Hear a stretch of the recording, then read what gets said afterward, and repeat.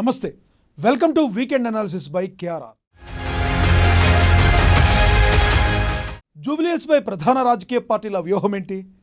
తెలంగాణ పాలిటిక్స్లో జూబిలీహిల్స్ ఉప ఎన్నిక కీలక మలుపులకు కారణం కాబోతుందా? హైదరాబాద్ సిటీలో జూబిలీహిల్స్తో పాటు మరో ఉప ఎన్నికకు ప్లాన్ జరుగుతుందా? తెర వెనుక రసవత్తర రాజకీయాలు. కాంగ్రెస్లో పదవుల జాతరకు అడ్డుపడుతున్నది ఎవరు? బీజేపీ చీఫ్గా రామచంద్రరావు నియామకం వెనుక చక్రం తిప్పిందెవరు? కవిత కార్యక్రమాలకు బీఆర్ఎస్కు సంబంధం లేదా? బీఆర్ఎస్ పార్టీలో ఉన్నవారు ఇలా సొంత ఎజెండాలతో కార్యక్రమాలు చేపట్టవచ్చా? అంతర్జాతీయ పరిణామాలు ఎందుకు మోడీకి ప్రతికూలంగా మారుతున్నాయి? తాజా రాజకీయ పరిణామాలపై ఏఎన్ఎన్సీఓ జర్నలిస్ట్ కంది రామచంద్రరెడ్డి వీకెండ్ అనాలిసిస్ చూద్దాం.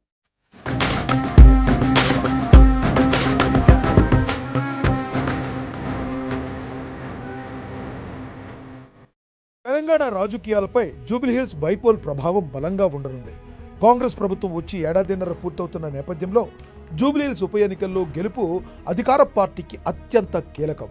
ఏఐసీసీ అధ్యక్షుడు మల్లికార్జున ఖర్గే, పార్టీ సంస్థాగత ప్రధాన కార్యదర్శి కేసీ వేణుగోపాల్ ఈ ఎన్నిక కాంగ్రెస్ పార్టీకి ఎంత కీలకమో చెప్పేశారు. ఈ ఉప ఎన్నికల్లో గెలిచే పార్టీకి గ్రేటర్ హైదరాబాద్ మున్సిపల్ కార్పొరేషన్ ఎన్నికల్లో అడ్వాంటేజ్ ఉండనుంది.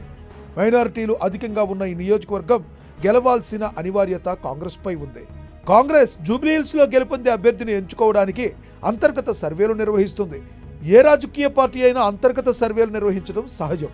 అయితే ఊహించని కొత్త అభ్యర్థులు రంగంలోకి వచ్చే అవకాశాలున్నాయి.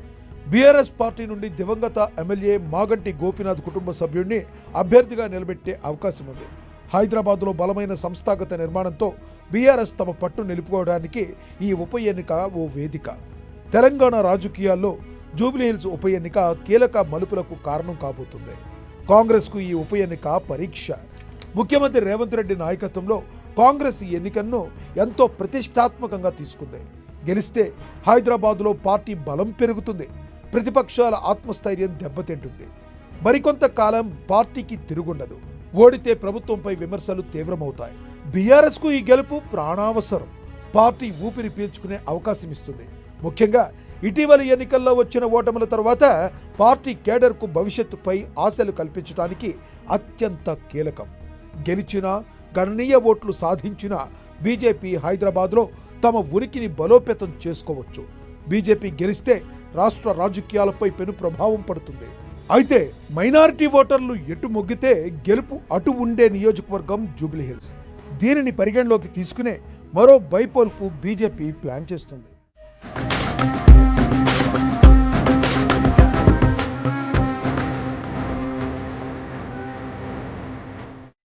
తెలంగాణలో రసవత్తర రాజకీయాలు.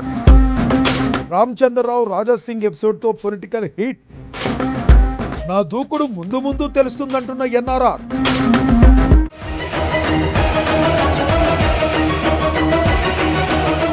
తెర వెనుక రసవత్తర రాజకీయాలు తెలంగాణలో జరుగుతున్నాయి. అన్ని రాజకీయ పార్టీల్లో ఇదే ఉంది. రామచంద్రరావు నియామకం వెనుక కేంద్ర మంత్రి బండి సంజయ్ బలమైన పాత్ర పోషించారని, ఆర్ఎస్ఎస్ మద్దతు దీనికి తోడైందని చెప్తున్నారు. గతంలో బండి సంజయ్ ఈటెల రాజేందర్కు చెక్ పెట్టగా ఇప్పుడు ఈటెల రాజేందర్కు బండి చెక్ పెట్టాడన్న వార్త కాషాయ వర్గాల్లో ప్రచారం జరుగుతుంది. అందరివాడుగా పేరున్న రామచంద్రరావు బీజేపీ పగ్గాలు చేపట్టగానే దూకుడు మీదున్నాడు. అంచనాలకు భిన్నంగా హాట్ కామెంట్స్ చేస్తూ రాజకీయ సెగలు పుట్టిస్తున్నాడు. బీజేపీ గ్రూప్ రాజకీయాలకు ఇప్పుడు రామచంద్రరావే సరైన మందుగా హైకమాండ్ భావించింది. ఇది సంచలన పరిణామమే.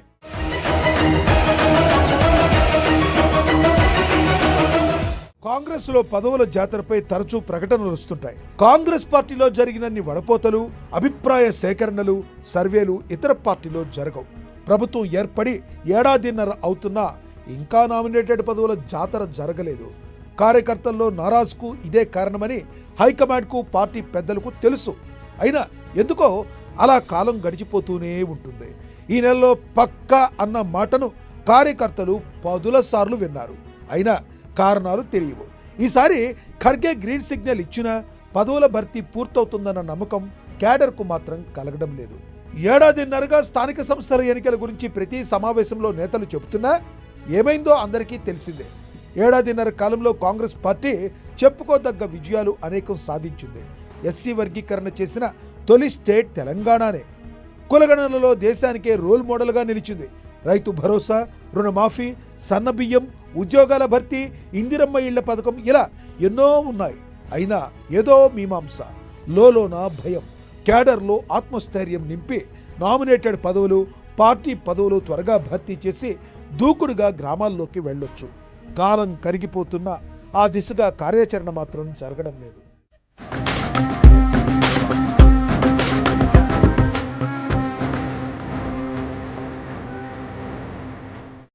కవిత పాలిటిక్స్ పై బీఆర్ఎస్ మౌనం.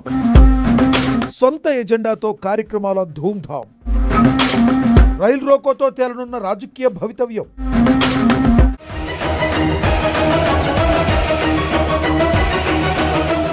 బీఆర్ఎస్ పార్టీలో ముఖ్య నాయకురాలుగా ఉన్న కవిత చేపడుతున్న ఇటీవల కార్యక్రమాలు ఆ పార్టీలో హాట్ టాపిక్గా మారాయి. పార్టీ అధికార ఎజెండాతో సంబంధం లేకుండా తన రూటే సపరేట్ అంటూ దూసుకుపోతున్నారు. కవిత స్పందించినంత ధైర్యంగా అంతర్గత రాజకీయాలపై పార్టీ వర్కింగ్ ప్రెసిడెంట్ కేటీఆర్ స్పందించడం లేదు. అధినేత కేసీఆర్ స్పందించారు. ఒక్క కేటీఆర్కు తప్ప స్పందించే అధికారం, పదవులు ఎవరికీ లేవు. రైలు రోకోకు బీఆర్ఎస్ పార్టీ మద్దతు ఉందా లేదా? మద్దతు లేకపోతే పార్టీలోని నేతలు ఎవరైనా ఇలా సొంత ఎజెండాతో కార్యక్రమాలు ప్రకటించవచ్చా? ప్రకటిస్తే చూస్తూ ఊరుకుంటారా? కవిత కార్యాచరణపై బీఆర్ఎస్ పార్టీ అధికారిక స్టాండ్ ఏంటి అన్న చర్చలకు సమాధానం ఇవ్వవలసి ఉంది. స్పష్టత ఇవ్వకపోతే ఇది ఫైనల్గా బీఆర్ఎస్కే నష్టం చేసే ప్రమాదం ఉంది. కవిత తన రాజకీయ ఇమేజ్ను పునర్నిర్మించేందుకు స్వతంత్ర కార్యక్రమాలు చేపడుతున్నారు. ఇందులో కొన్ని పార్టీ లైన్లో ఉంటుండగా మరికొన్ని ఇబ్బందికరంగా ఉన్నాయి.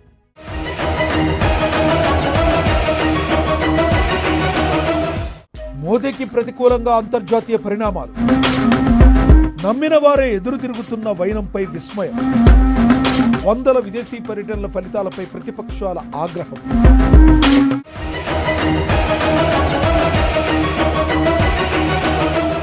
భారత విదేశాంగ విధానంపై ఇప్పుడు చర్చ జరుగుతుంది. 11 ఏళ్లుగా ప్రధాని మోడీ 100కు పైగా విదేశీ పర్యటనలు చేయగా భారత చుట్టుపక్కల దేశాలన్నీ ఇప్పుడు ఒక్కొక్కటిగా వ్యతిరేకంగా మారడం ప్రజలను ఆందోళనకు గురిచేస్తుంది. భారత్పై రాజకీయ ఒత్తిడి కనబడుతుంది.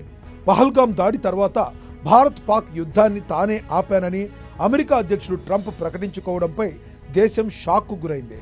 రష్యా ఉక్రెయిన్ యుద్ధం, చైనా భారత్ సరిహద్దు ఉద్రిక్తతలు, మధ్యప్రాచ్య సంక్షోభం వంటి అంతర్జాతీయ సమస్యలు భారత్ యొక్క విదేశాంగ విధానాన్ని సవాలు చేస్తున్నాయి. మరోవైపు గ్లోబల్ ఆర్థిక మాంద్యం, ఇంధన ధరల పెరుగుదల వంటివి భారత ఆర్థిక వ్యవస్థపై ప్రభావం చూపుతున్నాయి. ఇవి మోడీ ప్రభుత్వంపై ఒత్తిడిని పెంచుతున్నాయి. అంతర్జాతీయ మీడియా, మానవ హక్కుల సంస్థల నుంచి భారత్లో మత స్వేచ్ఛ, మీడియా స్వాతంత్రంపై వస్తున్న విమర్శలు మోడీ ఇమేజ్ను దెబ్బతీస్తున్నాయి. అయితే ఈ సవాళ్లను అధిగమించి 3వ టర్మ్లో మోదీ ప్రస్థానం విజయవంతంగా ఎలా కొనసాగించడం పరీక్ష.